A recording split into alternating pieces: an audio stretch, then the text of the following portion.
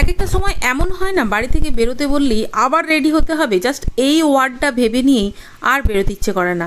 আর এই 1.5 মাস বাড়িতে বসে থেকে বাড়ি থেকে কোথাও না বেরোতে পেরে এখন মনে হচ্ছে বাইরে একটু গেলে মনে হয় মনটা শান্ত হবে। আর সেই কারণেই বোন আজকে যখনই বললো দিদি একটু যাবি বাইরে ঘুরতে, চল না কয়েকটা কেনাকাটা করব, তো সঙ্গে সঙ্গে রেডি হয়ে গেলাম আর তারপরে বেরিয়ে পড়লাম দুই বোনে। যাচ্ছি তো শপিংয়ের উদ্দেশ্যে, পকেটে কিন্তু পয়সা নেই, এটা ভেবেই মনটা একটু খারাপও লাগছিল। তারপরে ভাবছিলাম চল ঘোরা তো হবে, কোনো কিছু না যদি পছন্দ হয় কেনার দরকার নেই, এই ভেবে চলে গেলাম বিশালে।